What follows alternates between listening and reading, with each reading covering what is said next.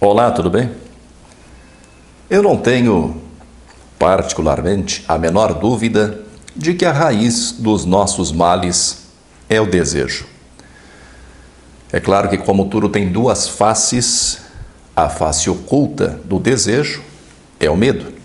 Qualquer desejo, seja de que tipo for, traz intrínseco em si, traz dentro de si o medo, que é, no mínimo, o medo de não conseguir satisfazer o desejo. Se eu tenho desejo de ter uma vida financeira melhor, eu tenho medo de não conseguir. Se eu tenho o desejo de conquistar uma certa mulher, tenho medo de levar um fora. Se eu tenho desejo de ser sempre saudável, tenho medo de um dia ficar doente. E assim com tudo. Nós só nos decepcionamos porque criamos expectativas. Todo sofrimento tem como origem um desejo não satisfeito. Algumas correntes de pensamento ou religiões, como é o caso de algumas vertentes budistas, por exemplo, pregam então a eliminação do desejo. Se eu não desejo nada, não sofro. Por quê? Porque eu não crio expectativa alguma em relação a nada. Logo, simplesmente, não há como me decepcionar. Para Buda, a causa do sofrimento é o apego ao desejo, é o estar sempre querendo alguma coisa, aquela nossa ânsia de prazeres físicos, principalmente. Uma ânsia que nunca pode ser completamente saciada e que, portanto, sempre irá provocar algum tipo de sofrimento. A ilusão causada pelo desejo faz com que nos apeguemos à falsa ideia de um ego, um falso eu, a ideia de que somos seres individuais separados de tudo e de todos. E o ego desenvolve um enorme apego por felicidade, por ganhos, por lucros, por elogios, por fama e por prazeres de todo tipo. E é claro, o ego não consegue manter esses prazeres o tempo todo, porque se nós conseguíssemos manter esses prazeres o tempo todo, estava tudo resolvido, viveríamos uma vida de permanente prazer. E além de querer essas coisas, o ego tem aversão à tristeza, às perdas, ao prejuízo, às críticas, à difamação, e nem sempre o ego consegue evitar essas coisas. Para Buda, até mesmo o desejo de sobrevivência do ser humano contribui para a manutenção do sofrimento, enquanto nos apegamos à vida e continuamos acreditando que temos uma alma, um espírito, continuaremos percebendo o mundo como sofrimento. E o oposto, o desejo de não existir, também causa dor e confirma a ilusão da existência do ego, pois o desejo de não existir é baseado justamente na própria existência. Existência essa que a pessoa, depois de frustrada e cansada, deseja aniquilar ou paralisar de alguma forma. Para Buda não é errado ter prazer ou desejos. O erro acontece quando nos escravizamos a eles através do apego, em vez de sermos senhores, donos de nossa situação. Por exemplo, quando obtemos alguma coisa que desejamos, nós ficamos felizes. A realização desse desejo é a própria experiência de felicidade. Mas como nada é permanente, nada dura para sempre, essa experiência inevitavelmente terá um fim. E pelo apego que desenvolvemos, desejamos experimentar novamente aquela felicidade.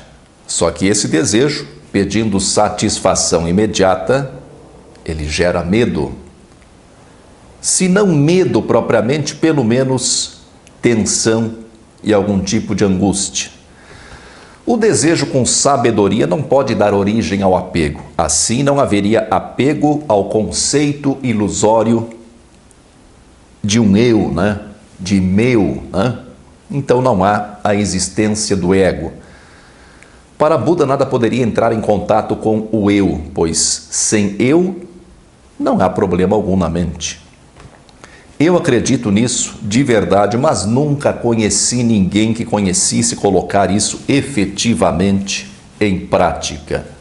Mais do que isso, eu não acredito que alguém que viva assim, em meio à sociedade como nós, seja capaz nem sequer de chegar muito perto disso. Esse ensino é atribuído a Buda. Talvez ele tenha conquistado esse estado, né?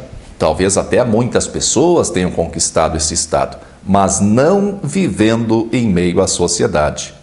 Muito menos numa cidade, né, de grande porte ou de médio porte no mundo ocidental contemporâneo em que nós vivemos.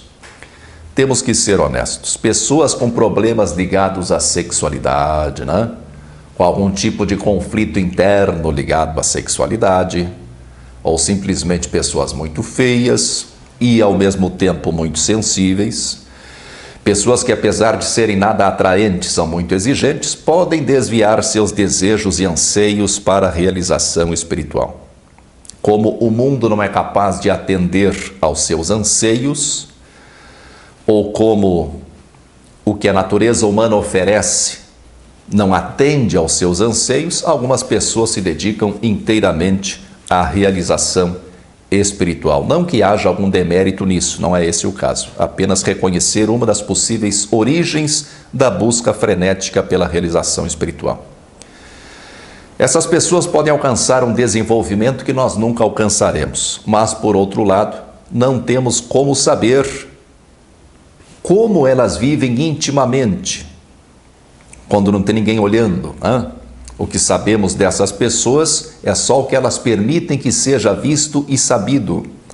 E se elas não recebessem o afago dos seus seguidores, dos seus admiradores, provavelmente não encontrariam a mesma força para continuar a sua chamada realização espiritual.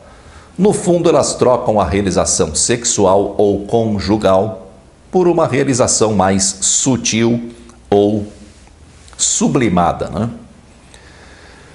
Temos um enorme apego ao ego. Eu tenho plena consciência de que não sou nada, que o Morel é uma ilusão e que acabar com o Morel poderia ser libertador. Acabar, que eu quero dizer, não é matar o Morelzinho, viu? Acabar com o ego.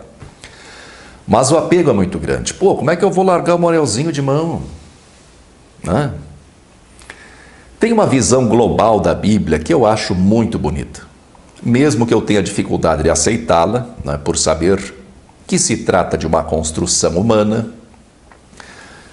a visão global da Bíblia, de Adão a Jesus, com todas as façanhas e peripécias que ocorrem ao longo do tempo entre um e outro, entre Adão e Jesus, simboliza, no final das contas, a epopeia da vida humana. Com alguma sorte, e é possível que essa sorte dependa em grande medida de nós mesmos, poderemos completar a nossa saga de maneira plena, vivendo cada dia, cada etapa da vida, absorvendo tudo de bom que cada etapa oferece e nos desvencilhando daquilo que não nos serve mais. Isso seria o desapego global, completo, pleno. Palavra bonita, né? Pleno. A cada etapa da vida nós nos tornamos naturalmente mais desapegados, aceitando as imposições da vida e as limitações que cada idade oferece. Eu já disse algumas vezes em outros vídeos que todos os dias eu sei que vou morrer. É uma forma de sorver o dia com o gosto que ele tiver para me oferecer. E se tiver a sorte de envelhecer bem, quero chegar ao ponto de não desejar viver, nem desejar deixar de viver, só sorver o gosto de mais um dia. Se conquistamos o estado de ser naturalmente conscientes, tanto de nossas limitações como de nossas potencialidades, e ter em mente que tudo é passageiro, acho que chegamos perto da capacidade de desejar com sabedoria. É o desejo a causa do sofrimento? Sim, não tenho a menor dúvida. Mas também é o desejo que nos mantém vivos. Desejar com consciência de desapego, sabendo que tudo passa, que nada é para sempre. Isso vale tanto para a hipótese de a vida terminar com a morte do corpo físico, como para a hipótese de a vida continuar de alguma forma, porque essa é uma resposta que nós definitivamente não temos. Se terminar aqui, viveremos com equilíbrio e envelheceremos com temperança. Se a vida continuar de alguma forma, teremos aprendido a dominar a mente sem deixarmos de compreender o valor do prazer. Compreender, essa palavra compreender, né, no sentido original da palavra, é apreender conjuntamente, apanhar algo em conjunto. Compreender é isso. Não se compreende uma coisa do nada, mas sempre em companhia de alguma coisa. Seja um livro, uma lição, um acontecimento, uma pessoa. Por isso o prefixo com, né? Se estamos aqui só de passagem, acho um absurdo que não experimentemos com moderação os prazeres mundanos. Se estamos aqui, neste mundo dos sentidos físicos, seria absurdo que não aproveitássemos o que os sentidos nos proporcionam. Se estamos aqui meio que por acaso, né, e a coisa é só isso mesmo, também é óbvio que temos que aproveitar, sem nos perdermos nos prazeres ou na busca dos prazeres. Passar a vida meditando ou fugindo dos prazeres, a mim sempre me pareceu claramente uma espécie de fuga de quem não conseguiu usufruir dos prazeres dos sentidos com equilíbrio. E o fato é que sempre desejamos alguma coisa. Enquanto há pensamento, há desejo. O pensamento quase sempre é a manifestação, de forma clara ou de forma obscura, de um desejo. E existe sim a possibilidade de que grande parte do que experimentamos no mundo dos sentidos seja a manifestação dos desejos que andam soltos pela mente. Esse é o tipo de coisa que não se pode provar, só se pode provar ou evidenciar para si mesmo através da própria experimentação. Eu já tive muitas experiências, muitas evidências de que aquilo que ocupa nossa mente por tempo suficiente para formar um padrão tende a se manifestar no mundo dos sentidos, no mundo físico. Aliás, minhas experiências de projeção consciente, a que eu me dediquei durante alguns anos, deixaram isso muito mais claro. Mas vou deixar esse relato para outro vídeo. Muita força e paz para você.